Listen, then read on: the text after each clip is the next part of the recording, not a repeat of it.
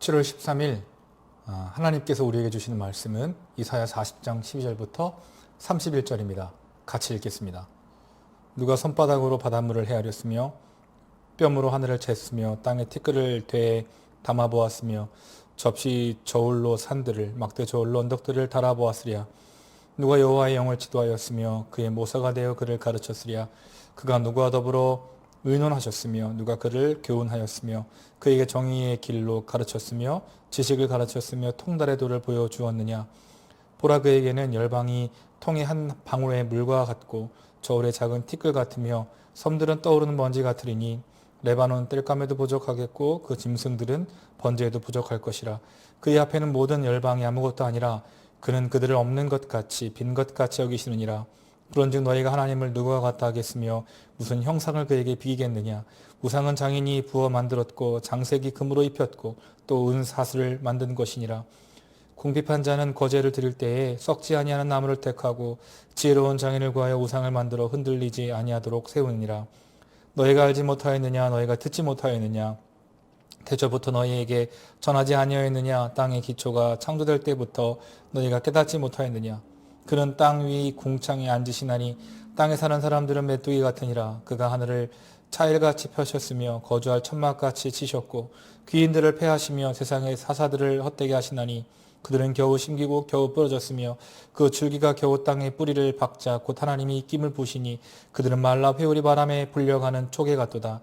거룩하신 이가 이르시되 그런즉 너희가 나를 누구에게 비교하여 나를 그와 동등하게 하겠느냐 하시니라.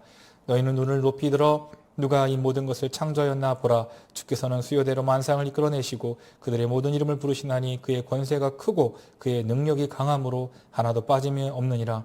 야곱아, 어찌하여 내가 말하며 이스라엘에 내가 이르기를 내게 이른 여호와께 숨겨졌으며 내 송사는 내 하나님에게 벗어난다 하느냐. 너는 알지 못하였느냐. 듣지 못하였느냐. 영원하신 하나님 여호와 땅 끝까지 창조하신 이는 피곤하지 않으시며 곤비하지 않으시며 명철이 한이 없으시며 피곤한 자에게는 능력을 주시며 무한한 자에게는 힘을 더하시나니 소년이라도 피곤하며 곤비하며 장정이라도 넘어지며 쓰러지되 오직 여호와를 앙망하는 자는 새 힘을 얻으리니 독수리가 날개치며 올라감 같을 것이요 다른 박질하여도 곤비하지 아니하겠고 걸어가도 피곤하지 아니하리로다. 아멘. 오늘 이사야 말씀을 보면 이스라엘 백성들이 뿔뿔이 흩어졌고 이들은 전쟁을 통해 포로로 끌려갔으며 또한 이 성전이 무너졌습니다. 그런데 이들이 가장 힘들었던 것은 하나님이 우리와 함께 하는데 어떻게 이런 어려움이 있을 수 있는가 하는 것이었습니다. 예를 들어 27절에 보면 이스라엘아, 내가 이르기를 내 길은 여호와께 숨겨졌으며 내 송사는 내 하나님에게서 벗어났나 하느냐. 간단히 말하면 우리가 이렇게 힘든 것은 하나님께서 우리를 돌보지 않는 것이며 우리의 길은 하나님께서 역사하지 않는 그런 결과라고 말하고 있다는 것입니다.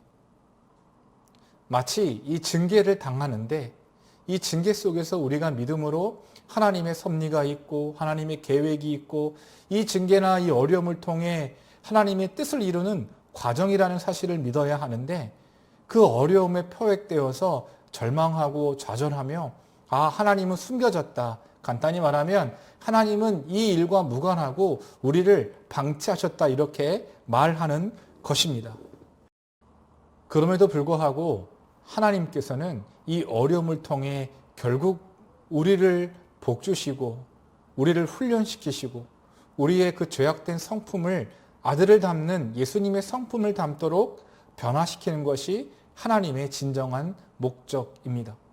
예전에 TV를 한번 보았는데 발목에 이 쇠꼬챙이가 딱 걸려있는 그런 개가 있었습니다. 그래서 구급대원들이 그 개에게 다가가서 발목에 끼인 그 쇠를 빼려고 하는데 강하게 저항하는 거예요. 벌벌 떨기도 하고 짖기도 하고 결국에는 그 목에 목걸이를 걸어서 그 발에 묶여있던 그 쇠고리를 뺐습니다. 자신들의 문제를 하나님께서 해결하시기 위해 때로는 그 해결 방법이 어렵고 고난이고 힘든 일일 수 있지만 우리는 그 사건만 본다면 두려워서 하나님 왜 이런 일들을 우리에게 허락하셨습니까? 절망하고 낙심하고 불안해할 수 있습니다. 그럼에도 불구하고 하나님께서는 때로는 전능하신 하나님의 섭리의 과정으로 어려움도 고난도 힘든 일도 허락하셔서 결국 우리를 복주시고 형통케 하시고 아름다운 열매를 맺도록 인도하신다는 것입니다. 오늘 하나님께서 우리에게 주시는 말씀은 분명합니다. 때로는 어렵고 힘든 일들이 전능하신 하나님의 그 섭리의 시간 가운데 꼭 있어야 하는 시간이었고, 지금은 모르지만 훗날 하나님의 시간으로 볼 때 우리의 어려움과 힘든 일들은 반드시 있어야만 했던 일이었음을 고백하는 것입니다. 그래서 우리에게 하나님께서 원하시는 것이 무엇일까요? 맞습니다. 하나님의 말씀을 믿는 것입니다. 하나님께서는 우리에게 어려움도 주시지만 또한 이길 힘도 주신다는 것입니다. 29절에 보면 피곤한 자에게는 능력을 주시며 무능한 자에게는 힘을 더하시나니, 31절을 보면 우리의 어려움, 그러니까 고난이 있고 힘든 일이 있고 괴로운 일이 있을 때에 전능하신 하나님의 섭리의 사건임을 믿는 자들은 오직 여호와 하나님을 앙망하여 새 힘을 얻는다고 가르치는 것입니다. 우리가 생활하면서 때로는 의도치 않게 어려움을 만나셨습니까? 힘든 일이 있습니까? 이럴 때일수록 하나님의 섭리의 시간이구나. 나에게 형통한 일들을 주시기 위한 과정이구나 믿으셔서 더욱 하나님을 의지하고 하나님만 바라는 그런 오늘 하루 되시기를 기도합니다. 기도하겠습니다. 하나님 아버지, 은혜를 감사합니다. 우리는 때로는 어렵고 힘든 일 때문에, 때로는 코로나 때문에, 아니면 답답함 때문에 참 괴로운 날들의 연속인 것 같습니다. 그럼에도 불구하고 이 일들은 하나님께 숨겨진 것이 아니라 하나님이 알고 계시고 하나님의 계획 가운데 꼭 있어야 할 시간이었음을 믿게 하셔서 오직 여호와를 앙망함으로, 하나님을 의지함으로 새 힘을 얻고 또한 아름다운 열매를 맺을 수 있도록 붙잡아 주시옵소서. 감사드리며 사랑이 많으신 예수님의 이름으로 기도합니다. 아멘.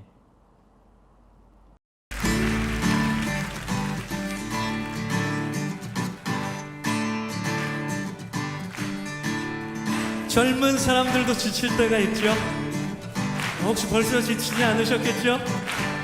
젊은이라도 넘어지고 지치고 성경에 자빠진다는 말도 있더군요. 그럴지라도 오직 여호와를 앙망하는 자는, 하나님을 사랑하고 하나님을 기다리는 자는 새 힘을 주실 것이라고 말씀하십니다. 아멘. 독수리가 날개치며 올라감과 같은 새 힘을 주실 것입니다. 그렇게 믿으십니까? 우리를 새롭게 하시는, 우리에게 새 힘 주시는 여호와 하나님을 바라보십시다. 할렐루야. 주를 앙호하는 자 올라가 독수리가, 주를 앙호하는 자, 주를 앙호하는 자 올라가 독수리.